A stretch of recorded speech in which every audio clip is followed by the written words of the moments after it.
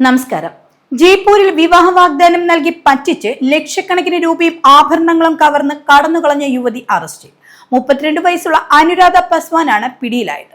ഒന്നും രണ്ടും പേരെയല്ല ഇവർ കബളിപ്പിച്ചത്. മൊത്തം 25 പേരെയാണ് ഇവർ വിവാഹ വാഗ്ദാനം നൽകി പറ്റിച്ചത്. പുതിയ പേരും ഐഡികളും സ്വീകരിച്ചാണ് ഇവർ ഓരോ തവണയും തട്ടിപ്പ് നടത്തുന്നത്. അവസാനം തന്ത്രപൂർവ്വമാണ് പോലീസ് ഇവരെ കുടുക്കിയത്. ഇവരെ വിവാഹം കഴിക്കാൻ താല്പര്യമുണ്ടെന്ന് പറഞ്ഞ് ആലോചനയുമായി പോയാണ് പോലീസ് ഇവരെ കുടുക്കുന്നത്. ആദ്യം ഇവർ വീടിനടുത്തുള്ള പുരുഷന്മാരുമായി സൗഹൃദത്തിലാകും. അത് കഴിഞ്ഞ് അവർക്ക് സ്വന്തം പ്രൊഫൈലുകളും ചിത്രങ്ങളും അയച്ചു കൊടുക്കും.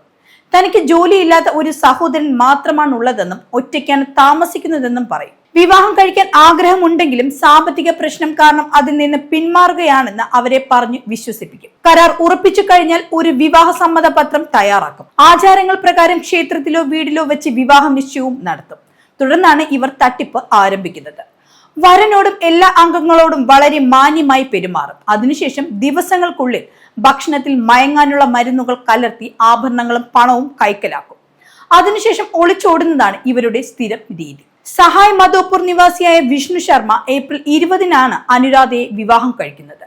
ബ്രോക്കർ വഴിയാണ് വിവാഹം നടന്നത്.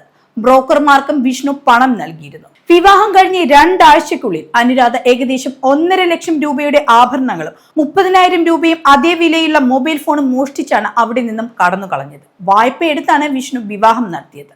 ഉറക്കഗുളിയെ പോലെ എന്തോ ഒന്ന് അനുരാധ വിഷ്ണുവിന് നൽകിയിരുന്നു. ഉറക്കിക്കിടത്തിയ ശേഷമാണ് മോഷണം നടത്തി അവിടെ നിന്നും കടന്നു കളഞ്ഞതെന്നാണ് വിഷ്ണു പോലീസിന് മൊഴി നൽകിയത്. വിഷ്ണു പോലീസിന് നൽകിയ വിവരത്തിന്റെ അടിസ്ഥാനത്തിലാണ് അനുരാധയ്ക്ക് വേണ്ടി പോലീസ് കെണിയൊരുക്കുന്നത്. അതിനുവേണ്ടി ഒരു കോൺസ്റ്റബിളിനെയാണ് വരനായി പോലീസ് നിർത്തിയത്. തുടർന്നാണ് ഇവരെ അറസ്റ്റ് ചെയ്തത്.